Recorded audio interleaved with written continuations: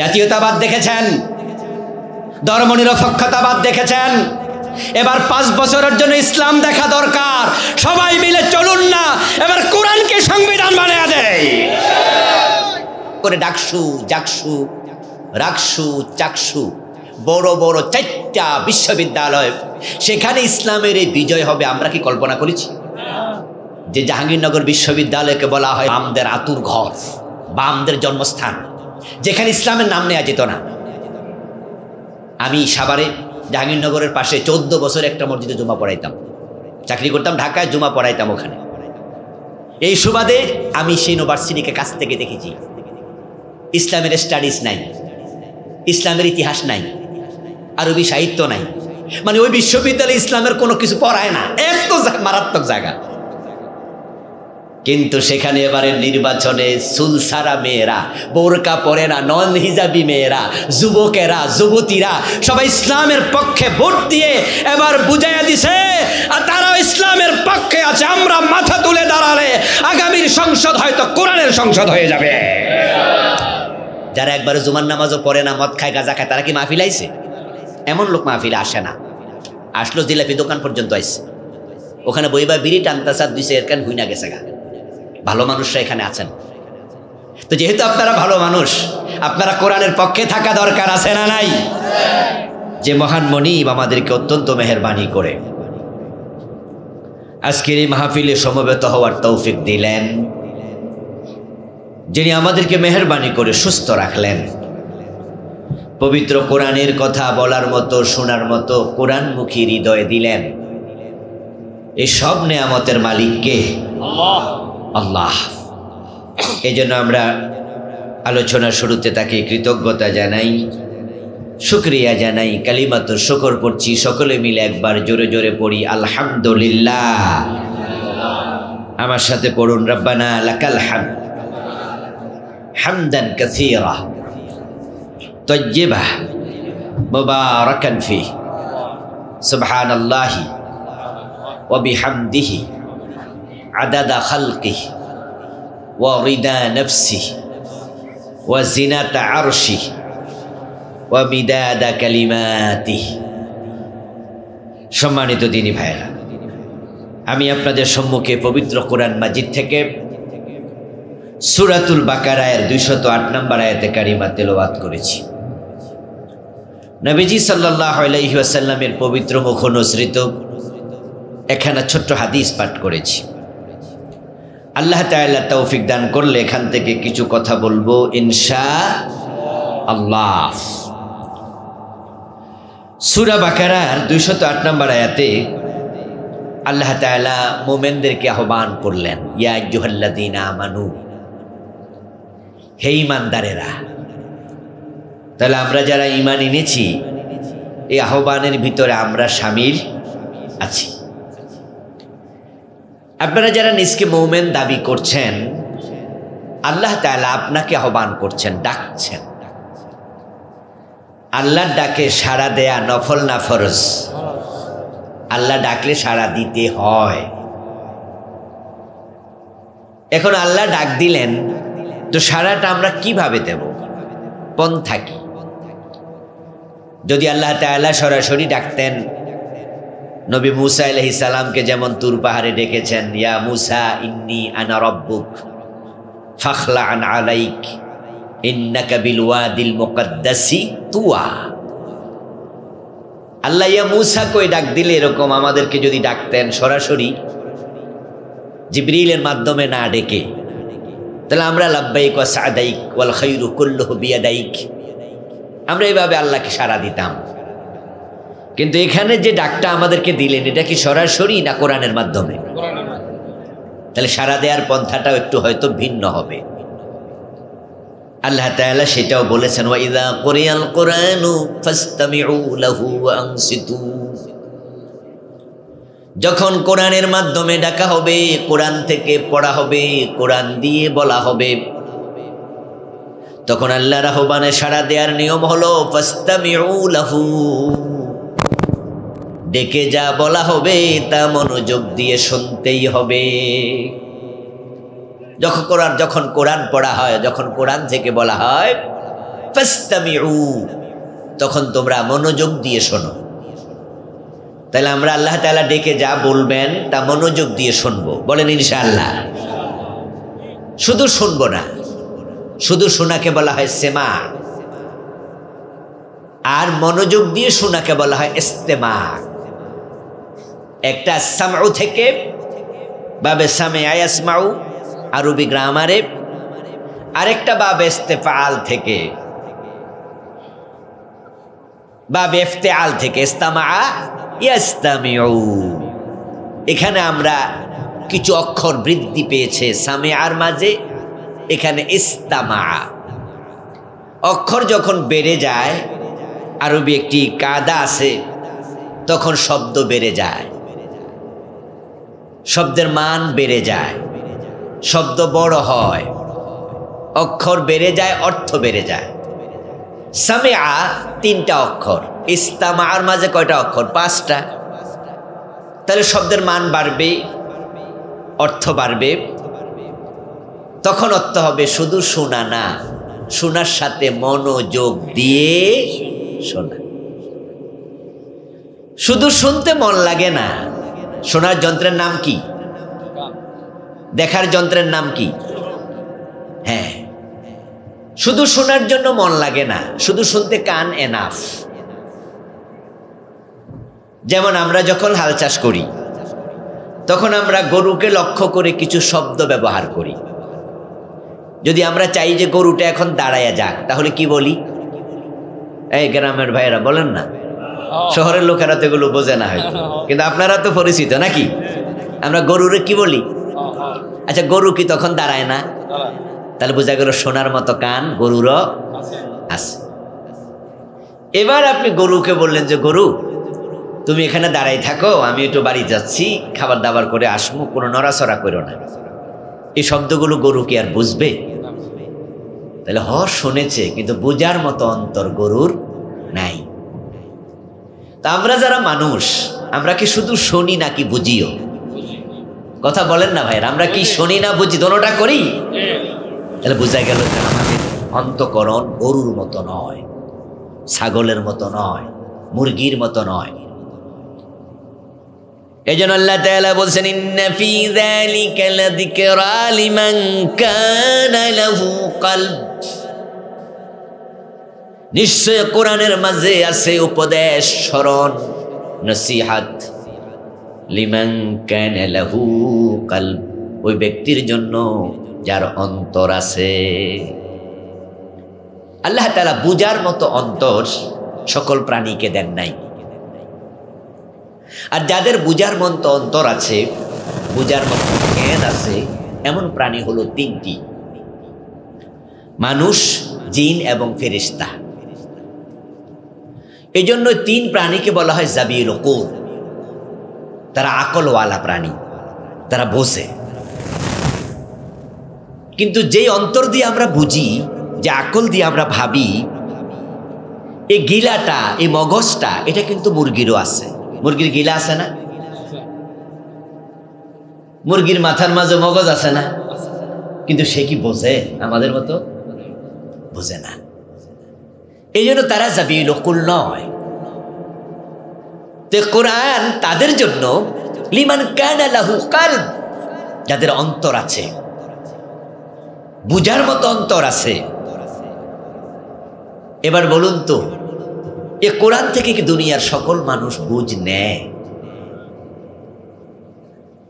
আপনারা কি আমার কথা বুঝতে পারতেছেন? তাহলে জবাব দিয়েন। এই যে মানুষকে আল্লাহ বুঝ দিল, কলব দিল, দিমাগ দিল, কিন্তু সকল মানুষ কি কোরআন থেকে বুঝ নেয়? নেবে না। সবাই মনোযোগ দিয়ে এটা শুনবেও না। যে মানুষগুলো কোরআন থেকে বুঝ নেবে না, কোরআন দিয়ে দেখে না, কোরআন দিয়ে শোনে না, কোরআন দিয়ে ভাবে না, লাহুম কুলুবুন লা ইয়াফকাহুনা বিহা ওয়া লাহুম আ'য়ুনুন লা ইউবসিরুনা বিহা ওয়া লাহুম আযানুন লা ইয়াসমাউনা বিহা উলাইকা কাল আনআম। আল্লাহ বলে তাদের কান আছে কিন্তু কোরআনে যা বলা আছে তা শুনবে না। তাদের চোখ আছে, কোরআনে যা বলা আছে লেখা আছে তা দেখবে না। তাদের দিল আছে কিন্তু কোরআন থেকে বুঝতে চাইবেন। উলাইকা কাল আনআম, এই মানুষগুলো মানুষ হওয়ার পরও তারা পশুর মতো। কিসের মতো? পশুর মতো। বাল হুম আদাল, তারা আরো খারাপ।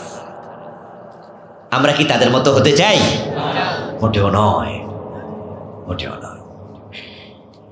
যেই মানুষগুলো কোরআন থেকে শিখবে, কোরআন থেকে বুঝবে, কোরআন দিয়ে চলবে, কোরআন দিয়ে সমাজ রাষ্ট্র চালাবে, ওই মানুষগুলোর সম্মান আল্লাহর কাছে আল্লাহর ফেরেশতাদের চেয়েও বেশি হয়ে যায়। ওয়ালাকাদ কাররামনা বনি আদম, আল্লাহ তাআলা কোরআন মাজিদে বলেন, অবশ্যই আমি আদম সন্তানকে দারুণ সম্মানিত করেছি। এমন সম্মান আল্লাহ দিয়েছেন যারা কোরআনের সাথে মিশে যাবে, কোরআন শিখতে যাবে, কোরআন শিখাতে যাবে, কোরআন বলতে যাবে, কোরআন মানতে যাবে, মানাতে যাবে, ওই মানুষগুলো যখন কোরআন শিখতে যায়, হাদিসে পাওয়া যায় ফেরেশতারা পর্যন্ত তাদের পায়ের নিচে তাদের পাখাগুলো বিছাতে থাকে। কিছু কিছু মানুষের সম্মান আল্লাহর কাছে ফেরেশতার চেয়েও বেশি। যদি আপনি কোরআন থেকে শিখেন, কোরআন থেকে বুঝেন, কোরআন মেনে চলেন, তাহলেই। আবার যারা গরু ছাগল অথবা তার চেয়ে খারাপ, তাদের ব্যাপারে আল্লাহর বক্তব্য হচ্ছে সুম্মা রাদাদনাহু আসফালা সাফিলিন। কিছু মানুষকে আল্লাহ তাআলা একবারে সকল মাখলুকের নিচে ফালাই দিছে। যত মাখলুক আল্লাহর সৃষ্টি, ও সব মাখলুকের নিচে। সূরা আল বাইয়িনাতে আল্লাহ তাআলা বলছেন, উলাইকা হুম শাররুল বারিয়া। যে মানুষরা ঈমান আনবে না, নেক আমল করবে না, কোরআন পড়বে না, কোরআন মানবে না, ও মানুষগুলো হচ্ছে শাররুল বারিয়া। বারিয়া মানে মাখলুক, সৃষ্টি। আল্লাহর যত মাখলুক আছে সব মাখলুকের মাঝে সর্বনিকৃষ্ট। সুম্মা রাদাদনাহু আসফাল, একবার নিচে পালাই দিছে। তারা শূকর এবং কুকুরের চেয়ে আরো খারাপ। শূকর কি আল্লাহর মাখলুক নয়? কুকুর কি আল্লাহর মাখলুক নয়? তো ওরা সব মাখলুকের মাঝে খারাপ হইলে বুঝতে হবে তারা শূকর আর কুকুরের চেয়েও খারাপ। আর যে মানুষগুলো কোরআন মানবে, কোরআন পড়বে, কোরআন বুঝবে, ওই মানুষগুলোর সম্মান এত বেশি। শুধুমাত্র ফেরেশতা নয়, বরং যারা কোরআনওয়ালা, ঈমানওয়ালা ভালো মানুষ, তাদের সম্মান আল্লাহর আরশের চেয়েও বেশি। তাদের সম্মান আল্লাহর কাবার চেয়েও বেশি। এটাও আল্লাহ বলছে সূরা বাইয়িনাতে, উলাইকা হুম খায়রুল বারিয়া। খায়রুন মানে কি? আখিয়ার, শ্রেষ্ঠ, সর্বোত্তম। আখিয়ার ইসমে তাফজিল। বারিয়া মানে মাখলুক। তো ঈমানওয়ালা, কোরআনওয়ালা তারা হচ্ছে সৃষ্টির মাঝে সেরা। এবার যারা বোঝেন তারা একটু জবাব দিয়েন, আরশ কি খালেক না মাখলুক? খালেক কে? খালেক অর্থ কি? স্রষ্টা। আর মাখলুক অর্থ কি? তাহলে আরশ যেটা, এটা কি খালেক না মাখলুক? তো মোমেন যদি সৃষ্টির মাঝে সেরা হয়, তাহলে বুঝা গেল আরশের চেয়েও সেরা। যে কাবাটা, যাকে সামনে রেখে আমরা ইবাদত করি, আমরা কি কাবার ইবাদত করি না কাবার মালিকের ইবাদত করি? ইয়েস।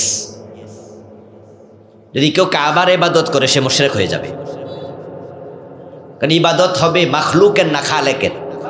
তো কাবা কি খালেক না মাখলুক? এই জন্য ফালিয়াবুদু রাব্বা হাযাল বাইত, এই ঘরের রবের ইবাদত করে, ঘরের না। কাবা মাখলুক। যারা ঈমানওয়ালা মানুষ, কোরআনওয়ালা মানুষ, তারা কাবার চেয়েও সেরা।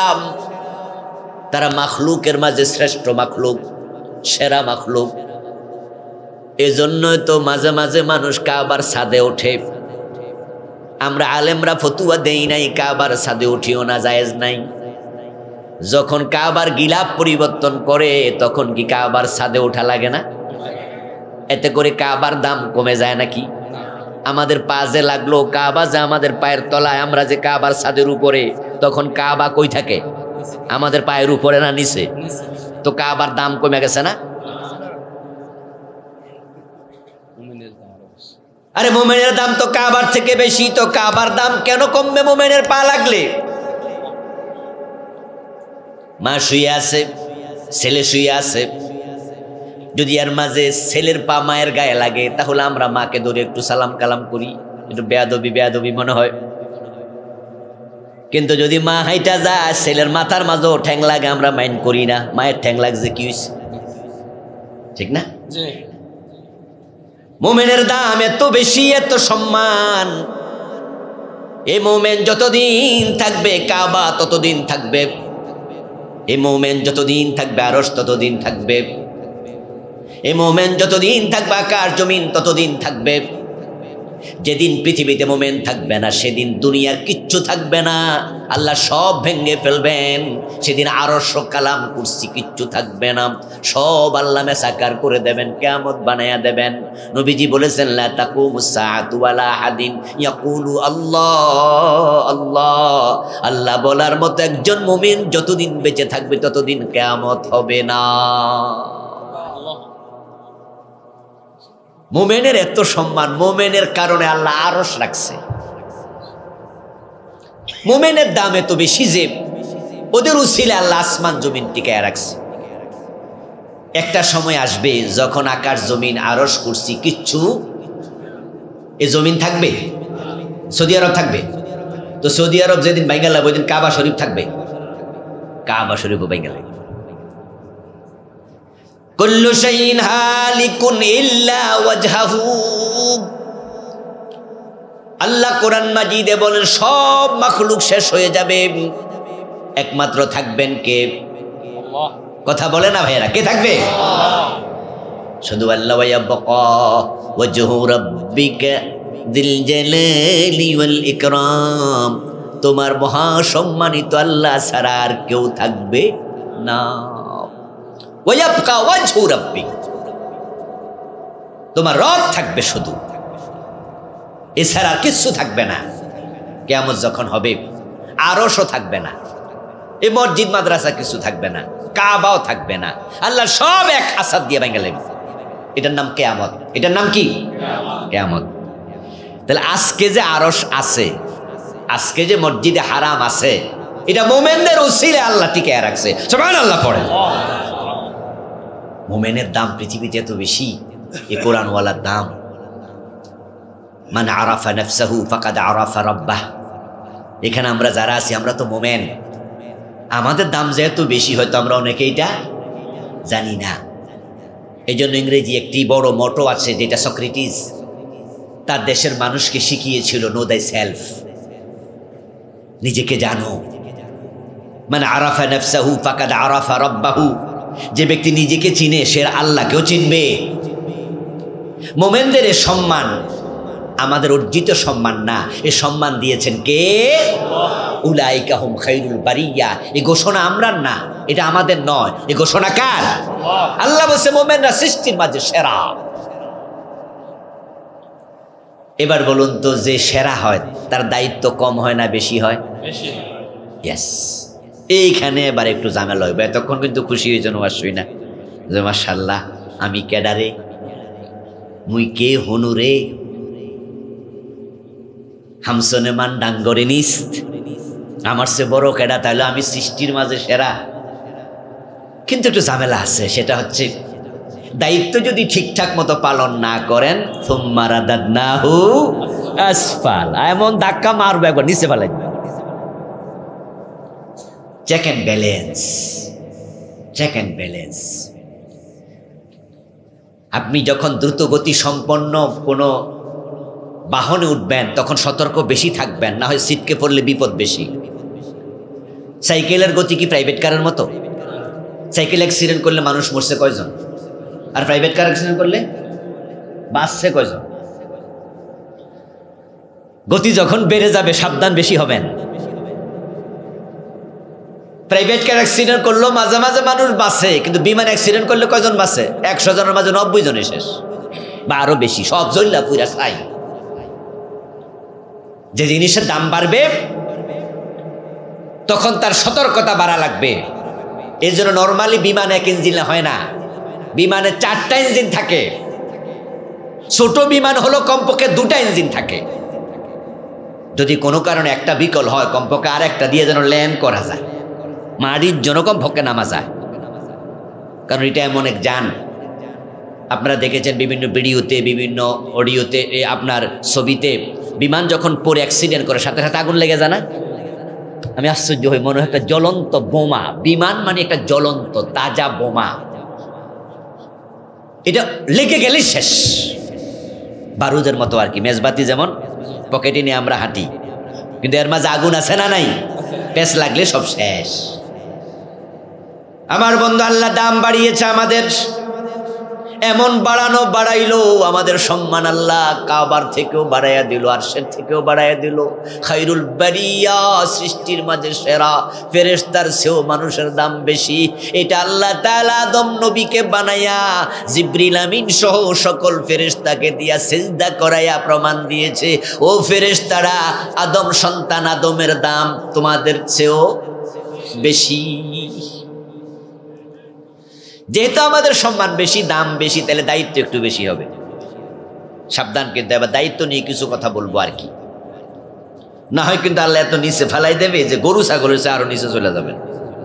আল্লাহ দোষ দিতে পারবেন না। আল্লাহকে আমাদের নিচে রাখছে না উপরে নিচে? বলেন না সবাই, আল্লাহকে নিচে রাখছে না উপরে নিচে? তো সিটকে পড়ছেন আপনি, দোষ কি আল্লাহর?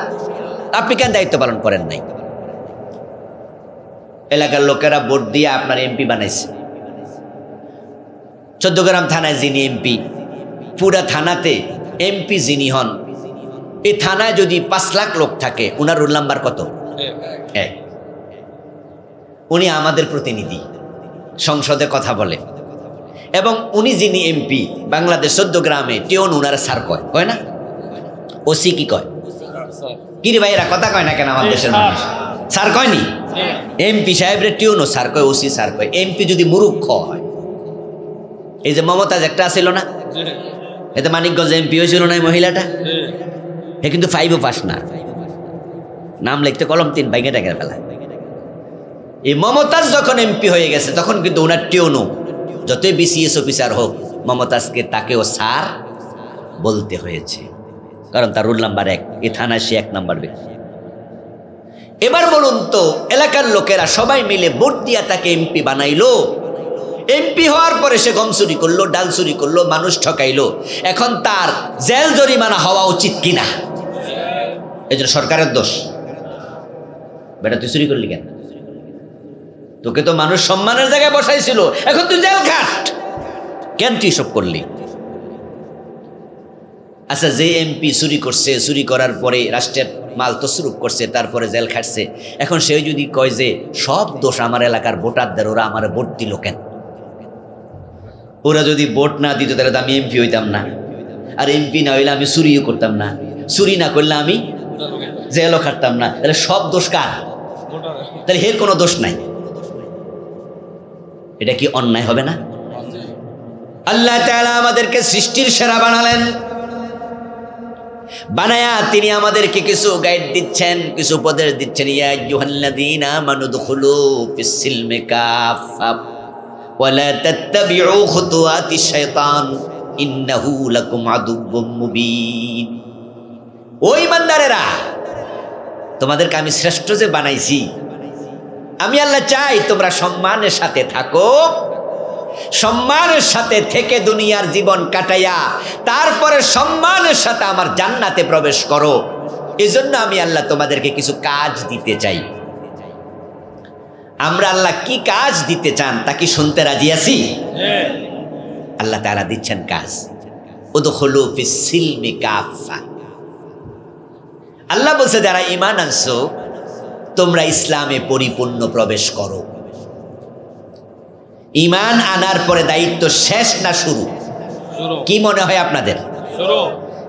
ঈমান আনা মানে হলো কলেজের ছাত্র যেমন ভর্তি হয়, ঈমান আনার পরে আপনি ইসলামে ঢুকলেন মাত্র, ভর্তি হলেন মাত্র।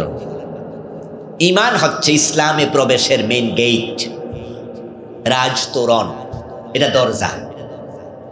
তো কোনো ব্যক্তি যখন পড়বে আশহাদু আল্লা ইলাহা ইল্লাল্লাহ ওয়া আশহাদু আন্না মুহাম্মাদার রাসূলুল্লাহ, লা ইলাহা ইল্লাল্লাহ মুহাম্মাদুর রাসূলুল্লাহ, সে ইসলামে ঢুকলো মাত্র। ঢোকার পরে যদি আপনি মনে করেন যে সারছে জান্নাত পেয়ে গেছি, তাহলে আপনি ভুল করলেন। এই জন্য আল্লাহ বলছে ঈমানদার ঈমান আনার পরে উদখুলু ফিস সিলমি কাফা, এবার ইসলামে পরিপূর্ণ প্রবেশ করো। যেহেতু ভর্তি হইছ, এবার ভালো কইরা ক্লাস করো, ঠিক না? যে ভর্তি হওয়ার পরে ক্লাস যদি না করে, পাস না ফেল, তো ভর্তি হয়ে কি লাভ হইল? কয় ভর্তি ফি টাকারই নষ্ট করলো। যখন আমরা আমাদের বাচ্চা কাচ্চারে বিভিন্ন জায়গায় ভর্তি করি, আর হে যখন ভালো করে পড়ে না, তখন আমরা কই না যে তুই আমার লস করছো। তো হে কয় আব্বা আমি আপনার কি লস করছি? কে বেটা তোরে ভর্তি করছি, টাকা লাগছে না?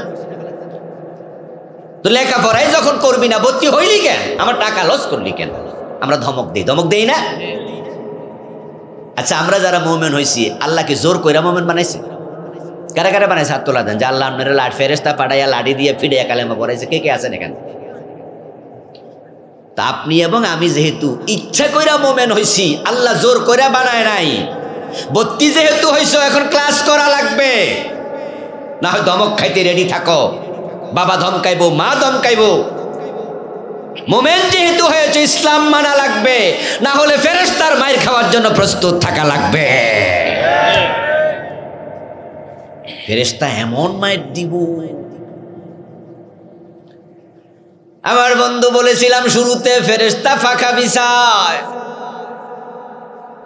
আবার অন্য আয়াতে পাওয়া যায় ফেরেশতা মুমিনদেরকে শুধু পাখা বিছায় না, তারা সালামও দেয়। সালামুন হিয়া হাত্তা মাতলাইল ফাজর, সূরা আল কদরের শেষ আয়াত। এই আয়াতের তাফসিরে পাওয়া যায় যারা কদরের রাতে নামাজ পড়ে, ইবাদত করে ভালো মুমিন, আল্লাহর আকাশ থেকে নাজিল হওয়া স্পেশাল কিছু ফেরেশতা ওই রাতে তাদেরকে দেখা করে করে সালাম দিতে থাকে। সুবহানাল্লাহ। আমরা শুনি না, কিন্তু ফেরেশতা দেয়।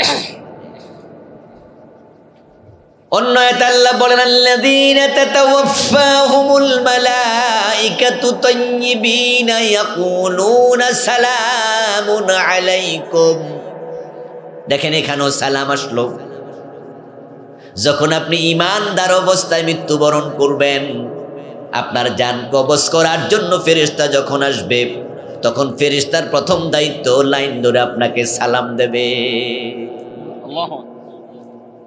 কোরআনের আয়াত এটা, ফেরেশতা আমাদের সালাম দেবে। তাহলে আমাদের দাম কম না বেশি? কিন্তু কিছু মানুষ আবার ফেরেশতা পিটাবে, এটাও হাদিসে কোরআনে আছে। আসলে ফেরেশতারা হলো আল্লাহ চাকর, ওরা আল্লাহর আব্দ, আল্লাহর গোলাম। আমাদের দেশে যারা পুলিশ, তারা কি রাষ্ট্রের মালিক না চাকর? জানেননি? যারা পুলিশে চাকরি করে, রাষ্ট্রের মালিক নাকি চাকর? এই জন্য রাষ্ট্রের যারা মালিক হয়, মানে রাষ্ট্রের দায়িত্বশীল হয়, তারা যাহা বলে পুলিশ তাহা করে। তাই সেনাবাহিনী, পুলিশ বাহিনী, ওরা রাষ্ট্রের খেদমত করে, রাষ্ট্রের পাহারাদারি করে, দায়িত্ব পালন করে। ব্রিটিশরা ওদেরকে দুরকম সালাম শিখাইছে, একটা হাতে আর একটা পায়ে। এই জন্য আমাদের নেতাদেরকে তারা যে সালামটা দেয়, এটা কিন্তু নর্মাল সালাম না। আমাদেরকে কয় আসসালামু আলাইকুম হুজুর, ভালো আছেননি? রাস্তায় পুলিশ চেক করে মাঝে মাঝে, রাতে গাড়ি যখন গ্লাসটা একটু নামাই দেয়, তখন কয় আরে হুজুর আসসালামু আলাইকুম। কিন্তু নেতাদেরকে দেখবেন যে সালাম দেয় না, সেলুট করে, হাতও তোলে, ঠ্যাংও তোলে। দেখছেন নি আপনারা? হ্যাঁ, তারা বুঝায় যে ঠিক মতো হলে এটা, আর ঠিক না হইলে।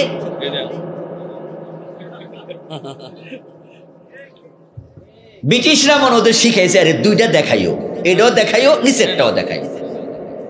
ফেরেশতা আল্লাহর চাকর। যখন আপনি আল্লাহর কথা মেনে চলবেন, আপনাকে সালাম দেবে। উল্টা চলবেন, আপনাকে জনমের মতো পিটাবে।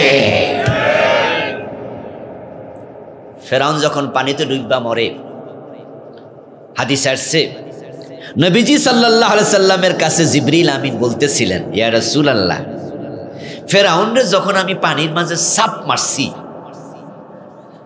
তাকে মাথা ধরে চেপে আমি পানির নিচে নিয়ে গেছি, তারপরে আবার ছেড়ে দিছি, পানি খাইয়া কাব্বাইয়া উঠছে, আবার ধরছি, আবার সাপ মারছি, আবার ধরছি, আবার ছাড়ছি। সে এক পর্যায়ে বলে ফেলছে, আমানতু, আমি ঈমান আনলাম। কোরআনে আসছে, লাম্মা আদরাকাহুল গারাক ক্বালা আমানতু আন্নাহু লা ইলাহা ইল্লাল্লাযী আমানাত বিহি বানু ইসরাঈল। যখন সে পানিতে ডুবন্ত, তখন সে বলে, আমি আল্লাহর উপর ঈমান আনলাম, ঈমান আনলাম ওই রবের উপরে, ওই সত্তার উপরে, বনি ইসরাইল যে আল্লাহরে মানে। জিবরিল আমিন কয়, আমি কিন্তু হেরে ছাড়ি না, আবার সাপ মারছি। কে সাপ মারতাছে? জিবরিল আমিন। তো জিবরিল না আদমরে সেজদা করছে, আর ফেরাউনরে সেজদা করতেছে না সাপ মারতাছে? সাপ মারতাছে। হ্যাঁ, বললাম না, ঠ্যাঙ্গো দেখায়, আতো দেখায়, এটা তো চাকর। এই জন্য রাষ্ট্র যখন বলে ওরে সেলুট করো, পুলিশ সেলুট করে। রাষ্ট্র যখন বলে হ্যান্ডকাপ পরায় পিছনে পিটাও, তখন পাছা লাল করে ফেলে, ঠিক না? হ্যাঁ, একই পুলিশ সালামও দেয়, মাইরও দেয়। এই যে আমাদের জয়নুল আবদিন ফারুক, বিএনপির বড় নেতা, নোয়াখালীর একজন বড় নেতা, সংসদের হুইপ ছিলেন, চিফ হুইপ নাকি জানি হুইপ ছিল জয়নুল আবদিন ফারুক। উনাকে সংসদ ভবনের সামনে জামা কাপড় খুলে ফিরাইছে না? ওই দৃশ্য মনে আছে আপনাদের? ফিরাইছে যে নেতৃত্বে, হে হারুন, এসপি হারুন। ওই হারুন পুরস্কার হিসাবে পরে অনেক বড় বড় চাকরি পাইছে। কয়দিন আগে আবার পলাই গেছে হাউন আঙ্কেল, মনে আছে নি? এই হাউন আঙ্কেল, আর এই হাউন আঙ্কেল বাতের হোটেল খুলছিল। হ্যাঁ, আচ্ছা, এই ফলাফল উঠছে কেন? হাউন আঙ্কেল গত সরকার থেকে পুরস্কৃত হয়েছে জয়নুল আবদিন ফারুককে পিটানোর কারণে। যে পুলিশ তাকে পিটাইছে, আপনারা বলুন তো, আগামীতে যদি বিএনপি ক্ষমতায় আসে, এই বেটা কি মন্ত্রী হবে না? তখন পুলিশ পিটাইব না সেলুট দিব? হ্যাঁ, এটা পুলিশের কাম। সময় মতো সেলুট, সময় মতো মাইর। আল্লাহর ফেরেশতারা ঠিক তাই করে। উদাহরণ দিয়ে বুঝাচ্ছে কিন্তু আমাকে আর আপনাকে। ফিরআউনকে আমি ছাড়ি না, হে আমানতু বলেছে, আমি ছাড়লাম না। না ছেড়ে তাকে আমি একবারে সমুদ্রের তলায় নিয়ে গেলাম। তারপরে সমুদ্র থেকে, তলা থেকে আমি কিছু কাদামাটি বের করলাম, বের করে তার গালের ভিতরে ঢুকাইয়া দিলাম।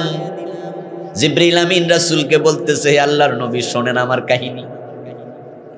আমি তার গালের ভিতরে একবারে কিছু কাদা মাটি এজন্যই ঢুকাইছি, কারণ সে যদি আবার কালেমা পড়ে ফেলে, আল্লাহ তাকে ক্ষমা করে দিতেও পারে। তার মতো জালেম যেন কালেমার পড়তে না পারে, তাই কাদা মাটি ঢুকাইয়া দিছি। আমার তো আমি ঈমান এনেছি, কিন্তু লা ইলাহা ইল্লাল্লাহ এটা বলতে পারে নাই, এই সুযোগ দেই নাই আমি। কোরআনে আছে, ওয়ালাউ তারা ইয ইয়াতাওয়াফাল্লাযীনা কাফারুল মালাঈকাতু ইয়াদরিবুনা উজুহাহুম ওয়া আদবারাহুম ওয়া যুকু আযাবাল হারিক। ও প্রিয় নবী, যে মানুষগুলো না ফরমান, বেঈমান, জালেম, কোরআনের কাছে আসে না, কোরআন মানে না, পড়ে না, জানে না, জানতে চায়ও না, তাদের মৃত্যুর সময় আমি ফেরেশতা পাঠাই, ফেরেশতাকে বলে দেই জাহান্নাম থেকে আগুন দিয়ে বানানো চাবুক নিয়ে তার কাছে যাও। যদি আপনি দেখতেন, ওয়ালাউ তারা, যদি আপনি দেখতেন ফেরেশতা যে কি পিটানিটা পিটায়, ইয়াদরিবুনা উজুহাহুম, চেহারার মাঝে পিটায়। কোথায় পিটায়? আল্লাহ বলতেছে কোরআনের আয়াত, আমরা দেখি না কত কাফের মরে, আমরা দেখি যে বেটা শুয়ে আছে, কিন্তু ফেরেশতা পিটাচ্ছে। আমাদের চোখের সকল দেখা কি ঠিক? কিন্তু আল্লাহর কোনো কথাই কি ভুল আছে? আল্লাহর প্রতিটা কথাই ঠিক। ফেরেশতা পিটাচ্ছে, আপনি দেখছেন না। ও আদবারাহুম, পিঠে পিটাচ্ছে। চেহারার মাঝে পিটায়, পিঠের মাঝে পিটায়। বলছেন ইত্তাকুল্লাহ হাক্কা তুকাতিহি ওয়া লা তামুতুন্না ইল্লা ওয়া আনতুম মুসলিমুন। ঈমান আনলে শুধু শেষ না, মুসলমান না হয়ে মৃত্যুবরণ করিও না। ইসলামে পরিপূর্ণ প্রবেশ করো।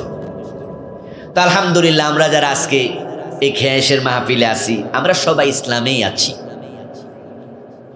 কিন্তু আমরা সবাই কি ইসলামে পরিপূর্ণ আছি না কিছু ঝামেলাও আছে? সুদে টাকা লাগাইছেন এমন দুই একজনকে আজকের মাহফিলে নাই। আচ্ছা, আজকের মাহফিলে না থাক, কিন্তু এই ইউনিয়নে তো আছে নাকি? আছে।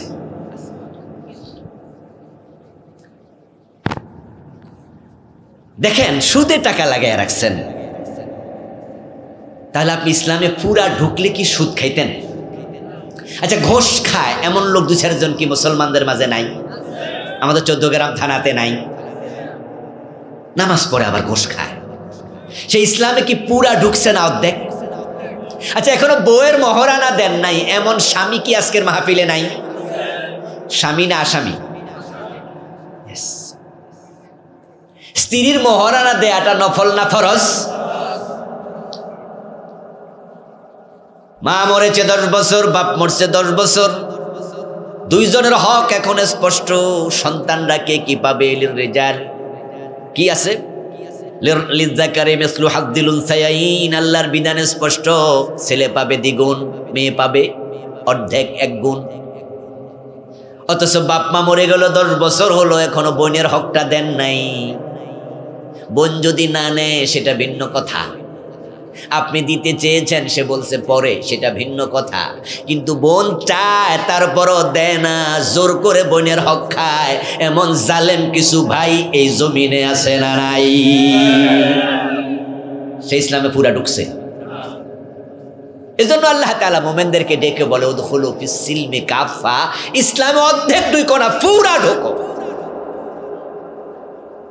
কেউ কেউ বলতে পারেন, তাহলে হুজুর অর্ধেক তো ঢুকছি, না না বাকি অর্ধেক না হয় না ঢুকছি আর কি। এবার কি হবে? এবার আল্লাহর বক্তব্য হচ্ছে, যারা আল্লাহর কোরআনকে 2 ভাগে ভাগ করে, কিছু মানে কিছু মানে না। যে ভাই ঘুষ খায় আবার নামাজ পড়ে, যদি সে ইসলাম না মানত, কোরআন না মানত, তাহলে কি নামাজ পড়তো? নামাজ দিয়ে প্রমাণ করছে সে কোরআনের কিছু মানে, আর ঘোষ খায়া প্রমাণ করছে কোরআনের কিছু অংশ সে মানে না।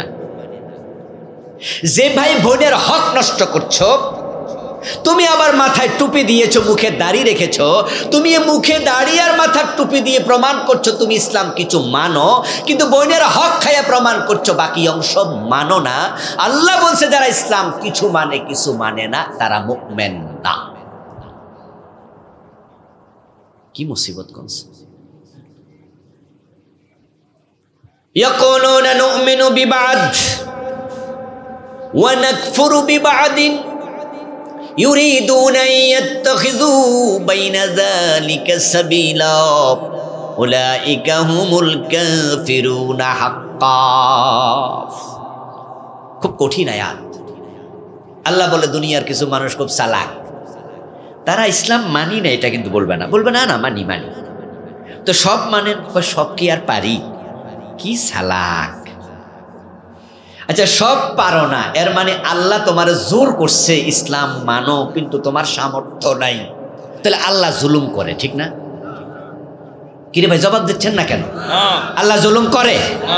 তো আপনারা বলছেন পারি না, তো আল্লাহ যে ছাপাই দিল, এটা জুলুম হয়ে গেল না? আসলে পারেন না, না মানেন না? আসল কথা কইতে হইব তো, পারেন না না মানেন না? লা ইউকাল্লিফুল্লাহু নাফসান ইল্লা ওয়াসআহা। আল্লাহ কোরআনে বলে, তোমার সামর্থ্য নাই এমন কোন দায়িত্ব আমি আল্লাহ কাউকে দেই না। তোমার সামর্থ্য আছে। যত লোক দুনিয়ায় মালে ভেজাল দিচ্ছে, ওজনে কম দিচ্ছে, ব্যবসা 2 নাম্বারই করছে, তারা যদি সিদ্ধান্ত নেয়, যেমন এখানে যে আছেন, আপনি মালে ভেজাল দেন, আজকে সিদ্ধান্ত নিলেন আমি আজ থেকে আর মালে ভেজাল দেব না, এটা কি অসম্ভব? তো পারি না বললো কেন? যারা ঘোষ খাচ্ছেন, যদি আপনি সিদ্ধান্ত নেন আজ থেকে আমি কম খাবো, প্রয়োজন উপাস থাকবো, 3 বেলায় না হইলে 1 বেলা খাবো, ঘোষ খাবো না, অসম্ভব? সম্ভব? এই জন্য দোস্ত আল্লাহ বলে কিছু মানুষ থাকবে ইয়াকুলুনা নুমিনু বিবাদিন, তারা বলবে অংশ মানি, কিছু মানি, ওয়া নাকফুরু বিবাদিন, আর কিছু পারি না। ইউরিদুনা ইয়াত্তাখিযু বাইনা যালিকা সাবিলা, তারা ইসলাম এবং কুফরির মাঝখানে রাস্তা খোঁজে, অথচ ইসলাম আর কুফরির মাঝখানে কোনো রাস্তা নাই। লাকুম দীনুকুম ওয়ালিয়া দীন, তোমার ধর্ম তোমার, আমার ধর্ম আমার, মানলে পুরা মানো, কিন্তু আংশিক মানবা। উলাইকা হুমুল কাফিরুনা হাক্কা, যারা মোটেও মানে না তারা যেমন কাফের, যারা কিছু মানে কিছু মানে না, বুঝা শুইনা বাদ দে, তারাও মুমিন না। খুব জটিল ফতোয়া। আরে কায়েত আল্লাহ বলছেন ফাতুমিনুনা বিবাদিল কিতাবি ওয়া তাকফুরুনা বিবাদ, তোমরা কি কোরআনের কিছু মানবা, কিছু মানবা না? এরপর এবার বলছে ফামা জাযাউ মান ইয়াফআলু যালিকা মিনকুম ইল্লা খিজিয়ুন ফিল হায়াতিদ দুনিয়া, কিছু মানবা কিছু মানবা না, দুনিয়ায় লাঞ্ছিত করে দেব। ওয়ায়ুরাদ্দুনা ইয়াওমাল কিয়ামাতি ইলা শাদ্দিল আযাব, আর মরার পরে ধাক্কাইয়া জাহান্নামে ফেলে দেব। অর্ধেক মানছো কোনো লাভ নাই, মানলে পুরা মানো, না মানলে আউট। সুবিধাবাদ জিন্দাবাদে মুমিন হওয়া যায় না। ফজরের নামাজের ফরজ কয় রাকাত? বলেন না কয় রাকাত? আচ্ছা, এক রাকাত সূরা ইয়াসিন দিয়ে পড়ছেন 20 মিনিট লাগাইয়া, আর এক রাকাত না পড়া সালাম ফিরিয়া বাড়ি গেছেন, সওয়াব পাবেন অর্ধেক, ঠিক না? কি 50%, 40, 33 নাকি বাদ? তো অর্ধেক যে পড়লেন, আল্লাহ অর্ধেক নেয় না, আল্লাহ অর্ধেক নেয় না। ইসলামের আমাজের যে বুঝ আর ইসলামের প্রকৃত বুঝ, এটা অনেকটাই বাংলাদেশে মিলে না। এই জন্য এই দেশের লোকেরা নামাজ পড়ে 5 ওয়াক্ত, কপালে কালো দাগ আছে, দিব্যি সুদে টাকা লাগাই রাখছে, এই দুটো একসাথে চালাইতেছে। ওর বুঝ হইলো আচ্ছা সুদের টাকা সব কি আমি খাই নাকি, আমি মসজিদে চাঁদা দেই না, তো আল্লাহরও তো কিছু দেই। বোঝেন নাই কথা? আরে সুদ না খাই, এটা গুনাহ আমি বুঝি, কিন্তু সব কি আমি একা খাই, ভিক্ষা দেই না, তো আল্লাহর বান্দারে তো। এই জন্য দেখবেন যে যারা ঘোষখোর তারা মসজিদে একবার 100 টন রড দিয়া দেয়, একা একটা সাত যা লাগে আমি একা যা। বুঝলেন কথা? হে বোঝে তো যে গোঁড় যে খাইতেছি যা গুনাহ হইতাছে, তো মসজিদের একটা সাদ একা করে দেবো, হাসর দিন আল্লাহ ধরলো, আল্লাহ রকম আল্লাহ আমি একা খাই নাই, তোমারেও তোমার মসজিদে দিছি না।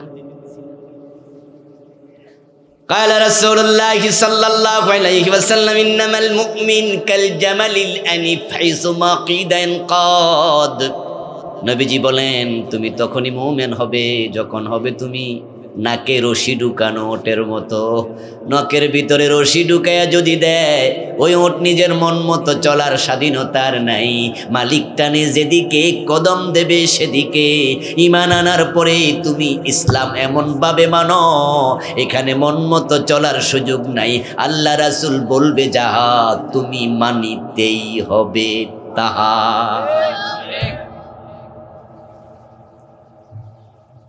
This is Islam. This is the concept of Islam.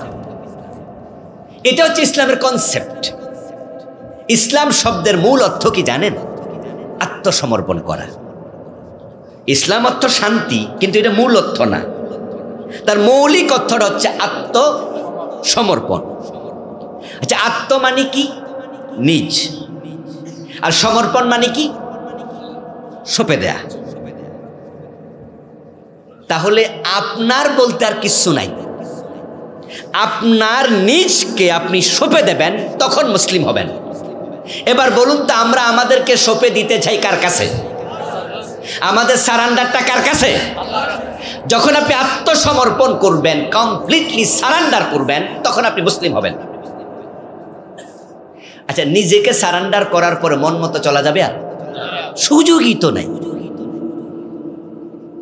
তবে হ্যাঁ, আমার ওয়াজ একটু শক্ত হয়েছে, এটা আমি জানি, আমি একটু নরম করে দেব। হাদিসে কিছু নরম কথাও আছে, সেটা হচ্ছে যখনই আমি বুঝবো এটাই করা উচিত ছিল, এটাই ইসলামের আদেশ, কিন্তু আমি পারি নাই, তখন আমরা তাওবা করব। তখন আমরা কি করব? তখন আমরা গাদ্দারি করব না। আমার বন্ধু, আমরা মানুষ, আমাদের কিছু ভুল চুক হয়ে যাবে, আমরা সব জায়গায় পারবো না, পেরে উঠবো না, কারণ আমাদের পিছনে শয়তান আছে না নাই? শয়তান রে বানাইছে কে? আমাদের উপরে তার পাওয়ার দিছে কে? সে কি আমাদের রক্তে রক্তে চলে না? সে কি নাকের ভিতরে এসে রাতের বেলায় বসে থাকে না? সে কি আমাদের কলবের পাশে কাপড়ি মেরে থাকে না? ওর সাথে আমাদের দেখা হয়েছে সরাসরি কয়বার? আমরা তাকে দেখি না, কিন্তু সে কি আমাদের দেখে? তাহলে এই পাওয়ার তাকে কে দিল? এজন্য আল্লাহ তাওবার দরজাটা খোলা রাখছে। আল্লাহ জানে আমার বান্দারে শয়তান মাঝে মাঝে ফেঁসে ফেলাইয়া দেবে। আদম রেও ফেঁসে ফেলাইছে জান্নাতে। তারপরে আছে আমাদের নফসে আম্মারা, আমাদের সৃষ্টিগত কিছু বাজে অভ্যাস আছে যেগুলো আল্লাহ নিজে দিছে, যেমন ক্রোধ, হিংসা, লোভ, ঘৃণা। এগুলো আমাদের জিবিল্লি ফিতরতি। এই রাগের কারণে, ক্রোধের কারণে আমরা কত মারামারি করি, কত গিলাগিলি করি। এবং বাংলাদেশে যত তালাক নামক অপরাধ ঘটতেছে সমাজে, তালাকের নামে যে অন্যায় অনাচার করতেছে নারীদের উপরে, এই তালাকগুলোর শতকরা ৯৯টা শুধু রাগের কারণে হয়। তালাক আবগাতুল মুবাহাত, সর্বনিকৃষ্ট হারাম, হালাল। একটু পরে গেলে তালাক নাজায়েজ হয়ে যেত। তালাক আল্লাহ পছন্দ করে না, কিন্তু এই অপছন্দনীয় কাজটা শুধু রাগের কারণে হচ্ছে।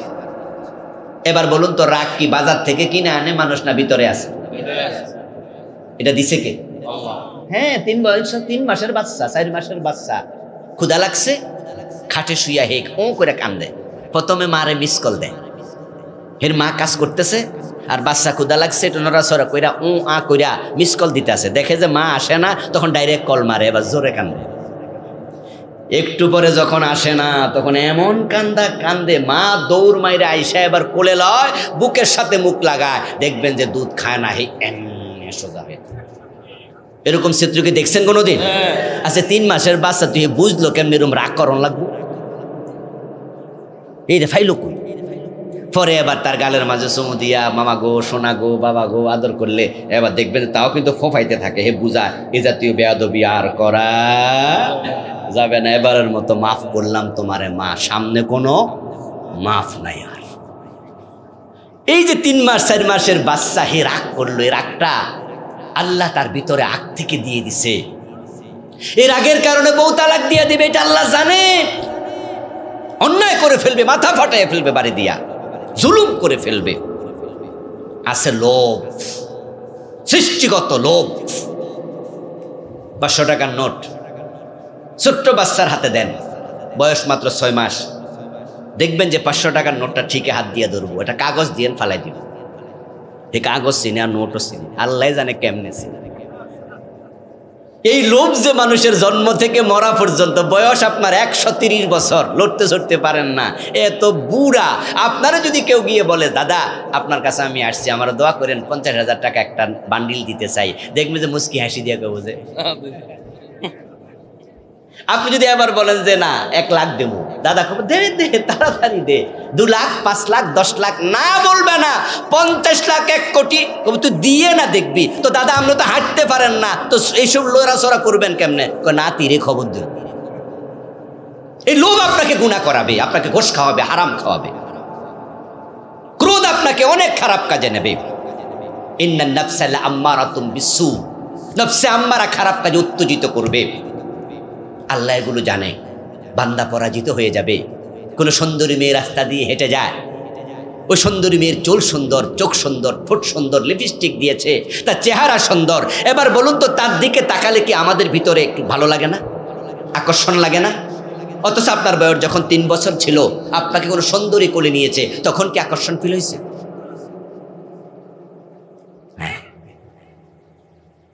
আপনার বয়স 2 বছর 3 বছর, ছোট্ট মানুষ, আপনার মায়ের বাড়িতে বাবার বাড়িতে বেড়াইতে আসছে, পাশের কোনো খালা আসে এসে আপনাকে কোলের সাথে জড়াইয়া ধরছে, বুকে নিছে। যুবতী সুন্দরী মেয়ে আপনাকে বুকে নিল, আপনার কোনো ফিলিংস নাই, কিন্তু সে আপনার বয়স যখন 14 বছর, তখন কোলে নেওয়া লাগে না, তাকে দেখলে ফিলিংস তৈরি হয়। তাহলে এই যে একটা প্রবণতা, এটা কি বাজার থেকে কিনছেন না ভিতরে আছে? এই জন্য আল্লাহ জানে কারণে পর্দা লঙ্ঘন করবে। আমার বান্দা এগুলো করে জাহান্নামী হয়ে যাক, আমি আল্লাহ চাই না। তাই মানুষ বানানোর আগে আল্লাহ তাওবার দরজা বানাইছে। তাওবার দরজাটা এখনো খোলা আছে না নাই?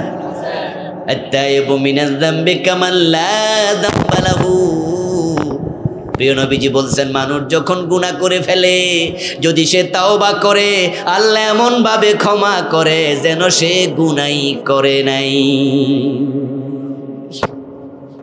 এখন বাংলাদেশে যারা আমরা অধিক্কা ইসলাম মানতেছি, এই অধিক্কা ইসলাম লইয়া মরতে চাই না, তাওবা করতে চাই। তাওবা করার নিয়ম কি? তাওবা করার নিয়ম হলো, আগে যে গুনাহ করেছেন সে গুনাহ আর করা যাবে না, এটার সিদ্ধান্ত নেয়া তাওবার 1 নাম্বার কাজ। বাংলাদেশের লোকেরা মনে করে তাওবা মানে পীর সাহেব হুজুরের লম্বা চাদর হাতে ধরবেন আর কিছু কথা বলবেন যে আল্লাহ সকল গুনাহ মাফ চাই, ক্ষমা চাই, মাফ করে দাও ইত্যাদি। নো নো, তাওবা করার জন্য প্রথম শর্ত হলো অপরাধ স্বীকার করবেন। দ্বিতীয় শর্ত, অপরাধ আর কোনোদিন করবেন না, সিদ্ধান্ত নেবেন। তৃতীয় শর্ত হলো এবার আপনি আল্লাহর কাছে কায়মন বাক্যে ক্ষমা চাইবেন। এই 3টা জিনিস একসাথে হওয়ার নাম তাওবা। এবার আপনাদের কাছে জানতে চাই, ইসলামে পরিপূর্ণ প্রবেশ করো যে আল্লাহ বললেন, আমরা যে পরিপূর্ণ প্রবেশ করি নাই, এদেশে আমরা কত অপরাধ করছি। সমাজে ইসলাম নাই, রাষ্ট্রে ইসলাম নাই, আদালতে ইসলাম নাই, বঙ্গভবন ইসলাম দিয়ে চলে না, গণভবন চলে না, অর্থনীতি চলে না, সমাজনীতি চলে না, আমাদের কোর্ট কাছারি কিচ্ছু ইসলাম দিয়ে চলে না। তাহলে ইসলাম বাংলাদেশে পরিপূর্ণ আছে না অপূর্ণ? অপূর্ণ। তাওবা দরকার আছে না নাই? তো তাওবা যদি করতে চান, ইসলামকে পরিপূর্ণভাবে ক্ষমতায় নিন। ক্ষমতা নেয়ার সিদ্ধান্ত নিলে তাওবা কবুল হবে। যদি ক্ষমতা ইসলামকে না নেন, তাহলে আদালতে ইসলাম দিয়ে কখনো রায় হবে না। নবীজি সাল্লাল্লাহু আলাইহি ওয়াসাল্লাম পরিপূর্ণ ইসলাম কেমনে মানা আমাদের শিখাইছে। চোর ধরে হাত কাটতেন, মহিলা চোর ধরা পড়েছে, নবীজির কাছে সুপারিশের জন্য গেছে, তাকে কোনো রকমের অন্য শাস্তি দেয়া যায় কিনা? নবীজি জবাব দেন, আমার মেয়ে ফাতেমা চুরি করলে আমি ফাতেমার হাতটাও কাটবই। চোর ধরে হাত কাটার কথা ইসলামে কোরআনে আছে না নাই? তো ইসলামের এই অংশটা বাংলাদেশে চলে না অচল? তাহলে ইসলাম এখানে পূর্ণ না আংশিক?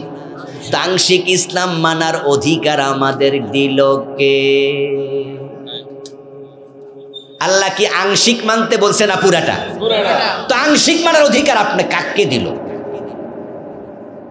আপনার বুঝের মাঝে ভুল আছে। নবীজি সাল্লাল্লাহু আলাইহি ওয়াসাল্লাম মদিনা রাষ্ট্র চালাইছেন 10 বছর প্রেসিডেন্ট হয়ে। উনার রাষ্ট্রে যারা মদ পান করত, তিনি তাদেরকে 80 বেত্রাঘাত করতেন। কয়টা? বাংলাদেশে মদ আছে কিনা? 80 বেত দিচ্ছেন কয়দিন? ইসলামের এই অংশটা বাংলাদেশে সচল না অচল? তাহলে ইসলাম বাংলাদেশে আইনগতভাবে পূর্ণ না অপূর্ণ? অথচ মুসলমানের সংখ্যা শতকরা 92। আল্লাহর সামনে অর্ধেক ইসলাম নিয়ে যাওয়া যাবে না, আল্লাহর কাছে পুরা ইসলাম নিয়ে হাজির হওয়া লাগবে। তখনই মুসলিম হবেন যখন আপনি বলবেন, আমি জীবনের বটম থেকে টপ, রান্নাঘর থেকে সংসদ ভবন, সব জায়গায় ইসলাম মানব। মুসলিম আছে যেখানে, ইসলাম থাকবে সেখানে। প্রথম কাজ ব্যক্তি জীবন সংশোধন, দ্বিতীয় কাজ পারিবারিক জীবন সংশোধন, তৃতীয় কাজ রাষ্ট্রীয় জীবন সংশোধন। এখন ব্যক্তির দিকে 1 নম্বরে তাকাবেন, কুয়াং ফুসাকুম, এরপর ওয়াহালিকুম নারা। সুতরাং আপনারা যারা টাকনুর নিচে কাপড় পরেন, আপনি এখন থেকে আর টাকনুর নিচে কাপড় পরবেন না। তাহলে একটা কবিরা গুনাহ থেকে আপনি মুক্ত হলেন। যারা সুদে টাকা লাগাইয়া রাখছেন, সুদ খাওয়া মানে মায়ের সাথে জেনা করা, তাও ৭৩ গুনার মাঝে এটা সবচেয়ে ছোট। ডাইসারু হুয়াইয়ান কাররাজুল, ১ টাকা সুদ খেলে ৩৬ বার জেনার গুনাহ হয়। কয়বার? মান আকালা দিরহাম রিবা ওয়া হুয়া ইয়ালাম আন্নাহু আশাদ্দু মিন ৩৬ জিনা। ১ টাকা সুদ খাওয়া মানে ৩৬ বার জেনার গুনাহ, আরো শক্ত, আসাদ্দু, আরো বেশি গুনাহ। ১০০ টাকা সুদ খেলে ৩৬০০ বার জেনার গুনাহ, ১০০০ টাকা সুদ খেলে ৩৬০০০ বার জেনার গুনাহ হবে। ইসলামে পরিপূর্ণ ঢোকেন প্রিয় ভাইরা। ফার্স্ট ব্যক্তি জীবন সংশোধন করেন। যারা সুদে টাকা লাগাইছেন, যারা সুদে টাকা আনছেন, যারা সুদি ব্যাংকে চাকরি করছেন, যারা সুদের সাক্ষী হচ্ছেন, তওবা করেন, কারণ এই ৪ জন সমান অপরাধী। লাআনা রাসূলুল্লাহ সাল্লাল্লাহু আলাইহি ওয়াসাল্লাম আকিলার রিবা ওয়া মুকিলাহু ওয়া শাহিদাইহি ওয়া কাতিবাহু ওয়া কালাহুম সাওয়াউন।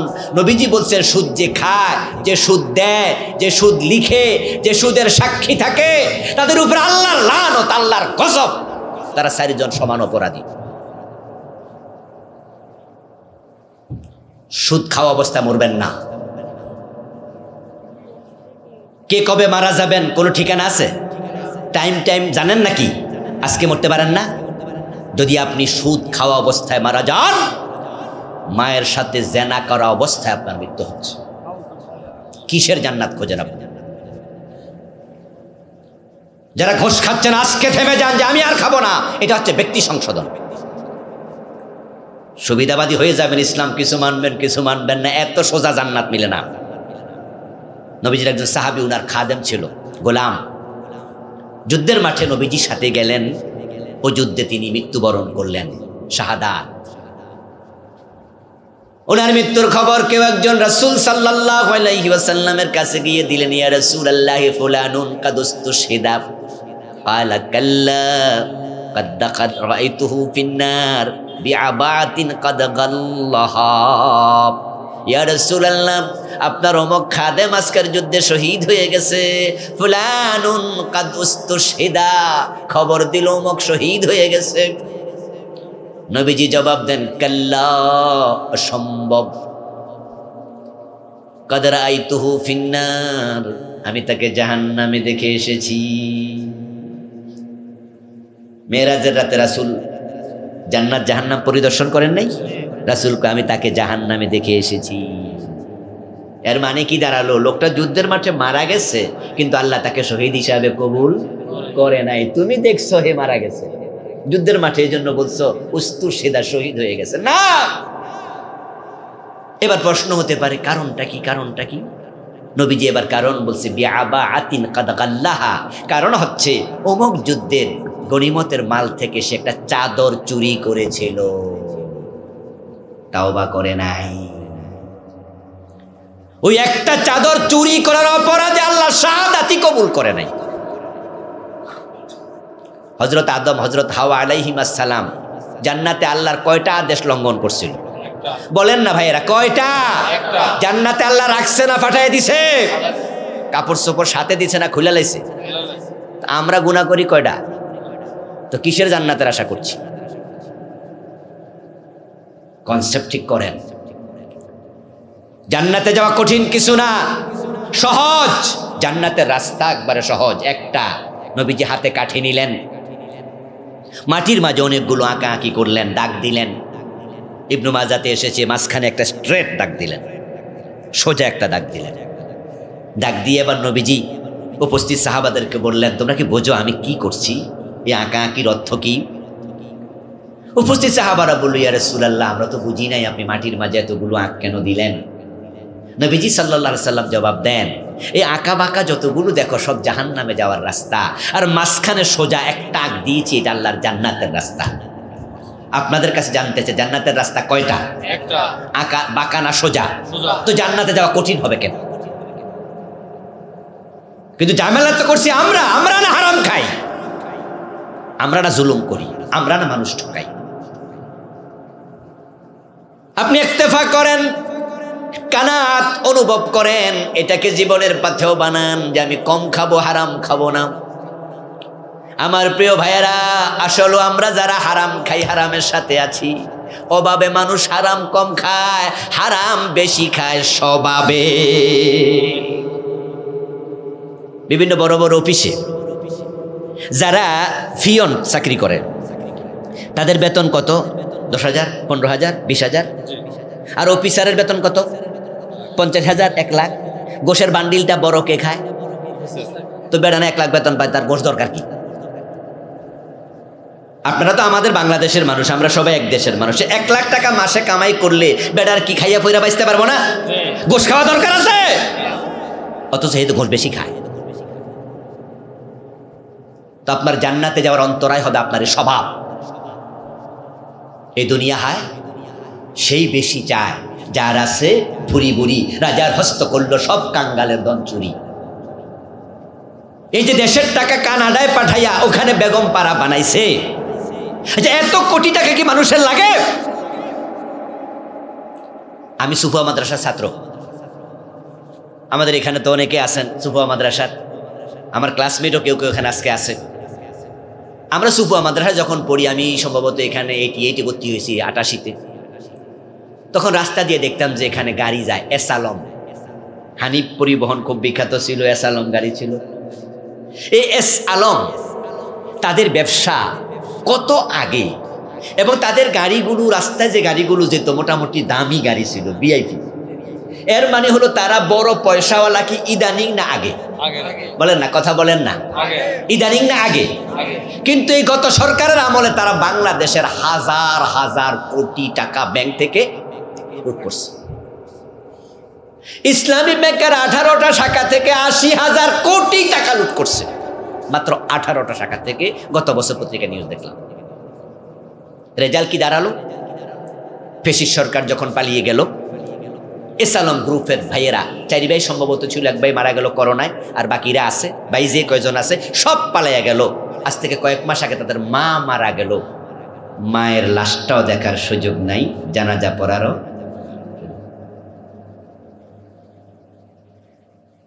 আমি তো বলি, আরে লোভ আমাদেরকে কত ধ্বংস করে। তারা তো আগেই কোটি কোটি টাকার মালিক। এত হাজার কোটি টাকা দেশ থেকে চুরি না করলে পলানো লাগতো না। মায়ের কবরও দিতে পারলি না, মায়ের শেষ মুখটা দেখতে পারলি না, মাকে 1 মুঠ মাটি দিতে পারলি না। এমন টাকার সে ভিক্ষা করে খাওয়া ভালো, ভিক্ষা করে খাওয়া ভালো।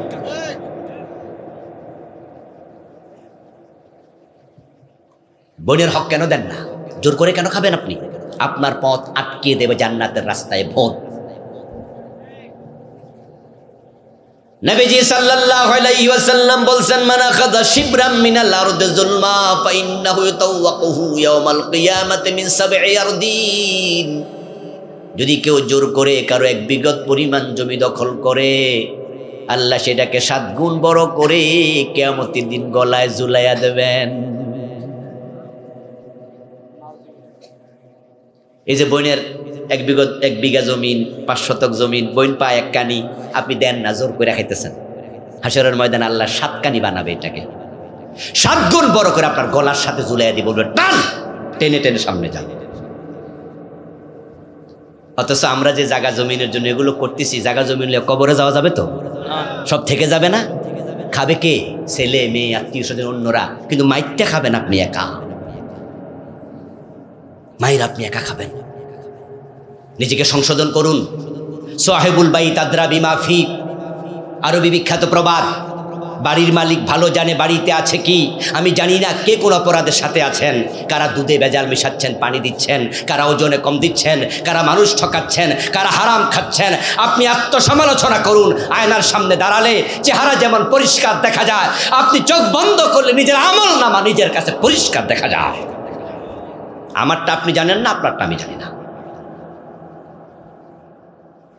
আর যেখানে লিকেজগুলো আছে আপনি দেখবেন যে আমরা যখন গাড়ি চালাই হঠাৎ করে চাকা পাংচার হয়, লিক হয়, বাতাস বেরিয়ে যায়, আমরা যখন দোকানে যাই তখন দোকানদার মেকানিক খুলে তারপরে চেক করে দেখে এখানে একটু ছিদ্র আছে, তখন সে সুন্দর করে ছিদ্র বন্ধ করে দেয়, তখন হাওয়া আর যায় না। আপনার আমলনামার দিকে তাকান, কোন জায়গায় ছিদ্র আছে তাওবা করেন, আল্লাহ বন্ধ করে দেবে, আপনি ঠিকঠাক জান্নাত পেয়ে যাবেন। এবার রাষ্ট্র সংশোধন, এটা মুসলমানের দেশ। 71 দেশ স্বাধীন হয়েছিল, 72তে সংবিধান লেখা হয়েছিল। ওই সংবিধান ডক্টর কামাল যখন লিখেছে তার কমিটিকে সাথে নিয়ে মুসলমানের দেশের সংবিধান লেখার সময় আল্লাহর কোরআনের আইনগুলো সংবিধানে ঢুকানোর সুযোগ ছিল কিনা? ঢুকাইছে? আল্লাহর আইন ঢুকাবে দূরের কথা, সংবিধানের শুরুতে বিসমিল্লাহই লেখে নাই, বিসমিল্লাহটাই লেখে নাই। আপনারা তো আমার নিজের মানুষ, নিজের দেশের মানুষ, আত্মীয় স্বজন, প্রতিবেশী, কইলে তো আবার মনে কষ্ট পাইবেন যে উনি তো মাঝে আইসা রাজনীতি করে লাইছে, তাফসির করতে আইসা। ও দোস্ত, এই যে সংবিধানে কোরআন ঢুকাইলো না, কোরআনের আইন ঢুকাইলো না, কোরআনের আইন মানা মুসলমানের জন্য নফল না ফরজ? তো ফরজ আইন কেন মানলো না? মাইক হাতে নিলে তো বক্তৃতা দেন যে আমরা ইসলামী ফাউন্ডেশন বানাইছি, আমরা 360টা 500টা মডেল মসজিদ বানাইছি, আমরা এই করছি ওই করছি। তো এত কিছু আপনারা করলে বিসমিল্লাহর সংবিধানে কেন ঢুকাইলেন না? ওইটা জিয়াউর রহমান সাহেবের জন্য বাকি রাখলেন কেন? এটা প্রেসিডেন্ট জিয়া এসে ঢুকাতে হবে কেন? ডক্টর কামাল মিয়া যখন সংবিধান লিখে তখন আল্লাহর আইনগুলো কেন ঢুকালো না? আচ্ছা, ওদের কথা বাদ দেন, বলবেন যে হুজুর ওদের কবরে ওরা যাবে, আমরার কবরে আমরা যাব, আমরা তো আর অসুবিধা নাই, আমরা তো আর সংবিধান লিখি নাই। ডক্টর কামাল জবাব দিক, আল্লাহর কাছে ধরা খাক, আমাদের কিছু আসে যায় না। কিন্তু আপনার কাছে আসছি, এই সংবিধানগত 53 বছরে 72 থেকে 2025 পর্যন্ত 18 বার পরিবর্তন হয়েছে। এই 18 বার পরিবর্তন হওয়া প্রমাণ করে এই সংবিধান পরিবর্তনের সুযোগ এখনো আছে। কয়বার পরিবর্তন হয়েছে? 18 বার। আমি তো তথ্য দিলাম, আপনারা বলেন না কয়বার? 18 বার। তাহলে এখনো পরিবর্তনের সুযোগ আছে না নাই? তাহলে এবার সুযোগ কাজে লাগান। আমরা যদি মাথা তুলে দাঁড়িয়ে যেতে পারি, আল্লাহর কোরআনকে এবারই সংবিধান বানানো যাবে। আল্লাহু আকবার, আল্লাহু আকবার।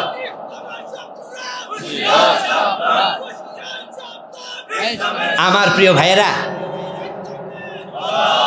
এটা আমাদের জন্য সম্ভব, এটা সহজ। আরে দেশটা তো আমাদেরই, দেশটা তো আমাদেরই। ইন্ডিয়া বাংলাদেশকে চাইলেও নিবে না।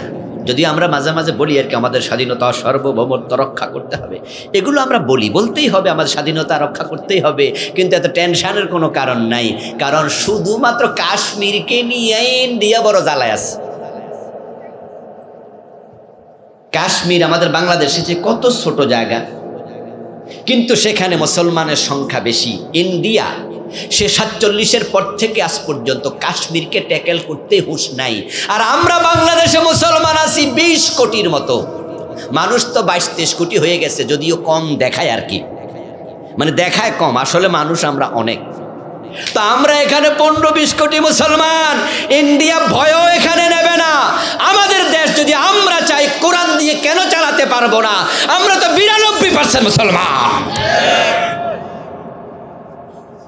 কোরআনের আইনগুলো যদি ঢুকে যায় সংসদে, এমপিরা রাজি হয়ে যায়, তাহলে তো হলো। এবার আপনাদের কাছে আমার একটু প্রশ্ন, কোরআনের আইন ঢুকলে কোনো লস না লাভ? কারো কোনো ক্ষতি আছে? বরং কি হবে? লাভ আর লাভ। এদেশ সত্যি সোনার বাংলা হবে। কোরআনকে ক্ষমতায় নেন, কোরআনওয়ালাদেরকে ক্ষমতায় নেন, চুরি বন্ধ করে দেন, দেশের টাকা পাচার বন্ধ করে দেন, এই দেশের টাকাতে দেশটা দারিদ্র্যমুক্ত হয়ে যাবে। মালয়েশিয়া স্বাধীন হয়েছে কবে? 63-তে না, আমরা 71। মালয়েশিয়ার কথা বলেছি। মালয়েশিয়া স্বাধীন রাষ্ট্র হয়েছে 63-তে, আমাদের 8 বছর আগে। আমরা স্বাধীন হলাম 71 সনে। মালয়েশিয়াও আমাদের মতো গরিব রাষ্ট্র ছিল, ভঙ্গুর একটি রাষ্ট্র ছিল, কিন্তু তারা আজকে কি গরিব না ধনী? আপনারা অনেকে মালয়েশিয়া গেছেন, আমিও গিয়েছি 8-10 বছর আগে, 4 দিন ছিলাম। মালয়েশিয়া কুয়ালালামপুরে নেমে দেখি বিশাল বড় বড় বিল্ডিং, টুইন টাওয়ার একটা আছে, এটা তলে যাইয়া আমি টুপি খুইলা তারপরে চাইছি, টুপি নি পইরা যায়, এত উঁচু 50 তলা বিল্ডিং যে কি পরিমাণ তারা বানাইছে হিসাব করে কুলানো যায় না। এত ধনী তারা, রাস্তাঘাট, আমাদের দেশের লোকেরা চাকরি করার জন্য নদী ফতে পর্যন্ত পলায়া মালয়েশিয়া যায়,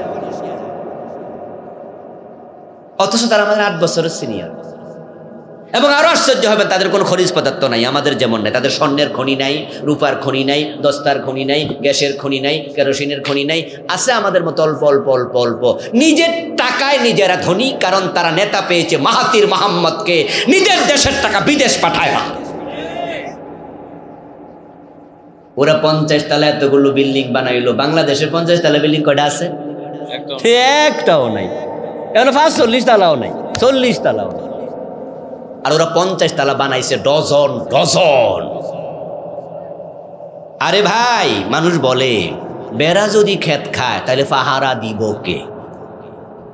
তো নেতারা যদি চোর হয় তো দেশ উন্নত হবে কেমনে? কইছিল সরিষা দিয়া ভূত তারায়, এখন তো সরিষার ভিতরে ভূত। এখন যে সরিষা দিয়ে ভূত তাড়াবেন, এ সরিষার ভিতরে ভূতে ধরলেন, ভূত তাড়াবেন কি? এবার বলুন তো, আমাদের নেতারা যে দেশের টাকা চুরি করে বিদেশ পাঠাচ্ছে, নেতারা কতটুকু ধনী ছিল, তাদের বাপ কত ধনী, দাদা কত ধনী, কিছু কিছু নেতাকে আমরা চিনি না, কিন্তু উনি কত ধনী, টাকা পাইল কই? কোথায় পেল টাকা? দেশের টাকা চুরি করেছে, ঘোষ খেয়েছে, লুট করেছে। এই যে রাস্তার বাজেট হয়েছে 1 কোটি, খরচ করছে 30 লাখ, খাইয়ে ফেলছে 70 লাখ। আমানত নাই, কিচ্ছু নাই। এবার বলুন তো, আমাদের নেতারা কি চুরি করে অভাবে না স্বভাবে? যারা স্বভাবে চুরি করে তাদের হাত কাটার আইন দরকার আছে না নাই? কোরআন ক্ষমতায় যাবে, আইন চালু হবে, হাত কাটা। 6 মাস আইন চালাও, দেখবা যে নেতারা সোজা হয়ে যাবে, তারের মতো সোজা হয়ে যাবে। নবীজি বলছে, আমার মেয়ে ফাতেমা চুরি করলে তাকেও আমি ছাড়ব না। অফিসাররা ঘোষ খাবে কেন? কোন সাহস অফিসারের ঘোষ খাওয়ার? সৎ মানুষকে ক্ষমতায় বসিয়ে দাও, অফিস নিয়ন্ত্রণ করা হবে, ঘোষের অভিযোগ উঠবে, অভিযোগ প্রমাণিত হবে, শুধু চাকরি যাবে না, জেল দেয়া হবে, অফিসাররা তারের মতো সোজা হয়ে যাবে। ইসলাম মানে শান্তি, শান্তি আপনি নিজের চোখে দেখবেন। গত 20-25 দিন আগে 2 দিনের সফরে জাপানে গিয়েছিলাম, গত 29-30 তারিখে অগাস্ট, এই গত মাসের। আমাদের বাংলাদেশি অনেক ভাই আলহামদুলিল্লাহ সেখানে এখন চাকরি করে, হাজার হাজার বাংলাদেশি। তা আমাকে আমাদের বাংলাদেশি 2-1 ভাই গল্প করতে গিয়ে বললেন যে, হুজুর এই দেশ যে কি শান্তির দেশ, কল্পনা করতে পারবেন না। বলতেছে একজনে যে, আমার এই মানি ব্যাগটা, সে মানি ব্যাগ দেখালো, হুজুর আমি টাকা সহ 3 বার হারাইছি, 3 বার পাইছি। আমি বললাম টাকা গেছে? কোন টাকা সহ হারাইছি, টাকা সহ পাইছি। আমি বলেন কি ভাই, এইটাও হয়? হয় মানি অফিসে ঘোষের লেনদেন হতে পারে, এটা তো ওরা বুঝেই না, মানে চিন্তাতে নাই যে আমি আপনার থেকে ঘোষ চাইব। আর আমার দেশে থানাতে যান, থানার মাটি পর্যন্ত ঘোষ খাবে, ঠিক নয় কি? ঠিক নয় কি? থানার মাটি পর্যন্ত ঘোষ চাইবে। সাব রেজিস্ট্রি অফিসে যান, দলিল করতে পারবেন না ঘোষ না দিলে, টেবিলে টেবিলে টাকা দেওয়া লাগে। কি আশ্চর্য! এবার দলিল করতে কত টাকা লাগবে? ভেন্ডার সাহেব বলো, হুজুর 3,30,000, 50,000, 3.5 লাখ, 4 লাখ লাগবে, জমি তো বেশি। ওকে মাশাআল্লাহ, 4 লাখ টাকা লাগবে। এটা দলিল কিভাবে খরচ বলেন তো? হুজুর সরকারের খরচ এত, স্টাম্প দিয়ে তো, ভেন্ডারের খরচ এত, এই সব এত, 4 লাখ টাকার মাঝে 3.5 লাখের হিসাব, 3.5 লাখের হিসাব, আর 50,000 টেবিল খরচ। কি এই কথা আসেনি বাংলাদেশে? টেবিলে খায় নাকি? টেবিলের গাল আছে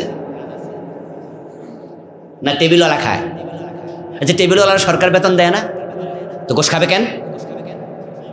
আরে আমার নেতারা তো জানে কথা, ঘোষ খায় টেবিলওয়ালা, কিন্তু নেতার কাছে গিয়ে প্রতিকার চান যে, নেতা এই টেবিলওয়ালা ঘোষ খায় কেন? ছিলেন কেন ঘোষ খায়? ওসি কেন ঘোষ খায়? ওদেরকে কেন ধরেন না? নেতা বলবে, ভাই পরে আসেন। আচ্ছা ঠিক আছে, দেখতেছি, কারণ নেতা নিজেই তো ঘোষ খায়। ওই পুলিশের এসআই নিয়োগ দেওয়ার সময় 10 লাখ টাকা নিছে। তো যে নেতারা, যেই লোকেরা ওসি নিয়োগ দেওয়ার সময় ঘোষ নেয়, এসআই নিয়োগ দেওয়ার সময় ঘোষ নেয়, আপনার বিসিএস ক্যাডারে ঘোষ নেয়, ওরা নিষেধ করতে পারবে না। এই জন্য কোরআনওয়ালা সৎ লোককে নেতা বানাও, সোনার বাংলা হতে বেশি দিন লাগবে না। বলবেন হুজুর আপনারা এসব কইতে কইতে মইরা যান, কাম হইব না, এদেশের মানুষ ভালো না, এই জন্যই তো আমরা হুজুর আপনাদের সাথে যাই না। আমরা বলবো শোনেন ভাই, এখানে আপনি পিছিয়ে আছেন, আমি এগিয়ে আছি, কারণ এদেশে ইসলাম আসুক আর না আসুক আমি আল্লাহর পথে থেকে মরতে চাই।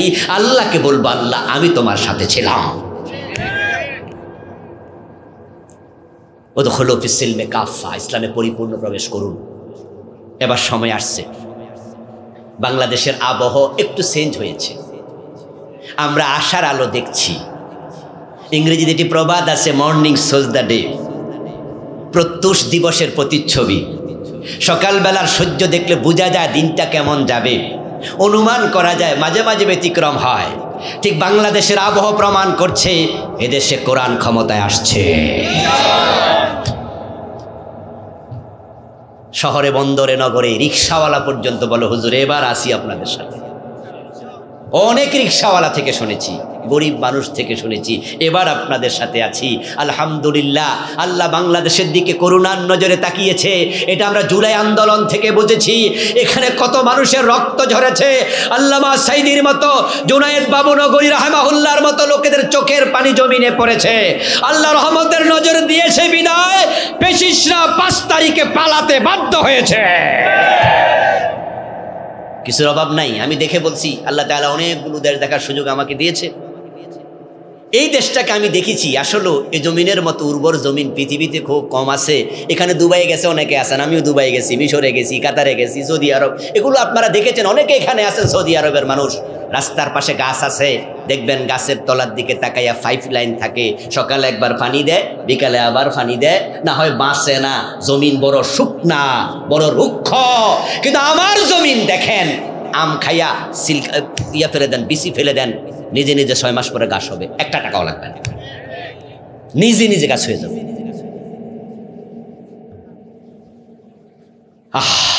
কি জমিন আল্লাহ আমাদের দিল, কিন্তু আমরা গরিব আমাদের চরিত্রের কারণে। ওই যে বললাম বেড়া খেত খায়। তুরস্কে বছর 2 আগে গিয়েছিলাম এক সফরে, গিয়ে দেখি সব ছাদ এরকম। আমাদের বাড়ির ছাদ হলো ফুটবল খেলার মাঠের মতো, ফ্ল্যাট, যেমন এই ভবনের মতো, এই যে বসে আছেন এই মাঠের মতো। ওদের ছাদ সব হলো এরকম খাড়া।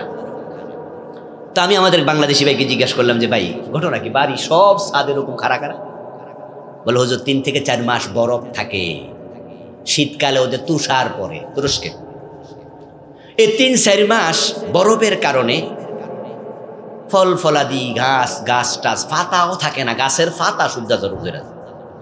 যখন শীতটা চলে যায় ওই ছাদগুলো এরকম, কারণ বরফ গলতে সহজ হয়, গলে ফেরা যায়। আমি জিজ্ঞাসা করলাম যে 3-4 মাস খাবার দাবারের কি অবস্থা? খাবারের কোনো অভাব নাই, সরকার জমায়া রাখে, প্রয়োজনে বাড়িতে পাঠাইয়া দেয়। আরে বাংলাদেশ, শীতও নাই গরমও নাই, কত মজা, 12 মাস ফসল হয়, 12 মাস ফল হয়। আমরা কেন না খাইয়া থাকবো? শুধু অসৎ নেতৃত্বের কারণে, শুধু অসৎ নেতৃত্বের কারণে। বগুড়াতে কিছু কিছু অঞ্চলে এত সবজি হয়, সুবহানাল্লাহ।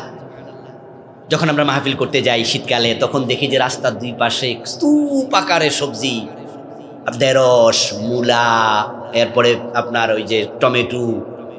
আচ্ছা, ওখানে জন্ম নেয়, খবর নেই যে ভাই আপনাদের একটা টমেটোর কেজি কত? বলে হুজুর টমেটো তো খুব কম দাম এখন, মাত্র 5 টাকা 60 টাকা কেজি, অথচ আমি নিজে কারণ বাজারে কিনি 25 টাকা দিয়ে। আরে ভাই, যদি 5 টাকা টমেটো বগুড়ায় হয়, তাহলে ঢাকায় আসতে খরচ হবে কত? ট্রাকের ভাড়া কত? যোগ খরচ 3 টাকা, 5 আর 3 8 টাকা, ব্যবসা করুক 2 টাকা, দাম হবে 10 টাকা, তো 25 টাকা কেন হলো? কারণ পথে পথে সাদাবাজি, সাদা দিতে হয়। এদেশের নেতারা খারাপ, অসৎ। মাস 2 আগে কম বেশি, কম হতে পারে বেশি হতে পারে, আমি কারণ বাজারের পাশে থাকি, তো বাজার করতে গেলাম, তো রাস্তার মাঝখানে 3 রাস্তার মোড়ে বসে একটা ছেলে সবজি বেচতেছে। তো আমি এর দিকে তাকাইলাম, আমারে সালাম দিয়া কই হুজুর আপনার ওয়াজ শুনি। তা আমি কই মাশাআল্লাহ, ওয়াজ যে শোনো, রাস্তার মাঝখানে দোকানদারি করতেছে, কই জায়গা পাই না তো। তা আমি বললাম যে আচ্ছা দোকানদারি যে করো সাদা দেয়া লাগেনি? হে কই হুজুর আগে দিতাম একবার, এখন দে 2 বার। আল্লাহকে সাক্ষী রেখে আমি বলছি, আমি শুনি নাই এই কানে, আমি কারো থেকে শুনি নাই, সে নিজে বলছে আমি কানে শুনতেছি। বলে আগে একবার দিতাম সারাদিনে, এখন 2 বার দিয়ে, সকালে একজন নেয়, রাত্রে এসে আরেকজন। আগে তো নেতা ছিল, কথা একজনেরটা শুনতে, এখন তো নেতা ঠিক নাই, কে কোন সময় কোনটা চায় কওয়া যায় না। আপনাদের কাছে আমি জাস্ট বুঝাচ্ছি। আচ্ছা আগে যারা ক্ষমতায় ছিল তারা কি এখন ক্ষমতায় আছে? ডক্টর ইউনূসের কোনো ব্যক্তিগত দল আছে? তাহলে এখন খায় কেডা সাদাটা?